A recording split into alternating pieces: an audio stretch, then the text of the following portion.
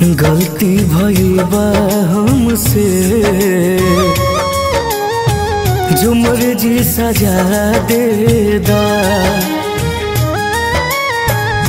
गलती भइल बा हमसे, जो मर्जी सजा दे दा। नजरिया के फेर के ना दिल डहकावा, नजरिया के फेर के ना दिल डहकावा। जहर दे दया जिए के वजह दे दा। गलती भइल बा हमसे, जो मर्जी सजा दे दा। हाँ हाँ, गलती भइल बा हमसे, जो मर्जी सजा दे दा।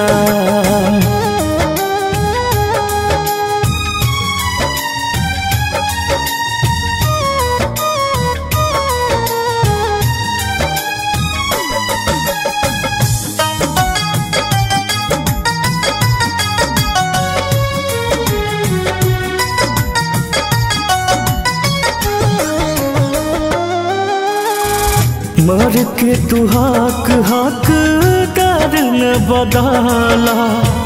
कैले बारू वादा साथे चल के त चाला।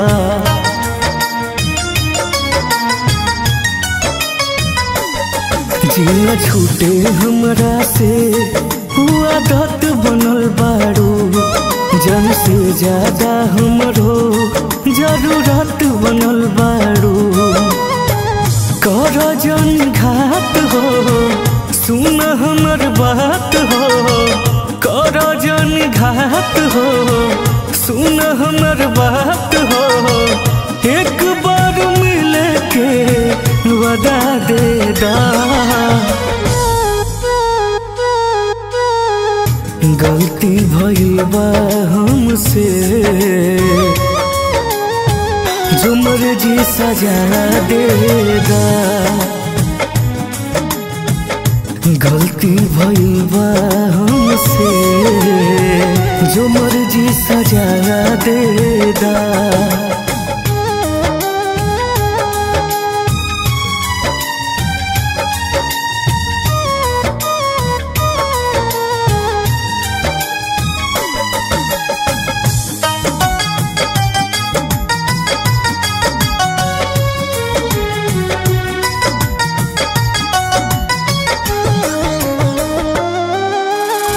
हमारा ला बाटे सब कुछ तहर प्यार हो।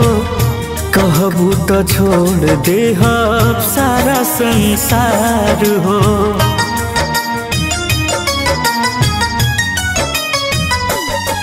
जिनम लबू तू बिन के तो मरिए न जाई हो। सवरू बाटे पगलाई कुछ करिए न जाई हो। प्यार तो से करी ले तोहरे पमरी ले। प्यार तो से करी ले तोहरे पमरी ले। झूठो बस तने हवा देता।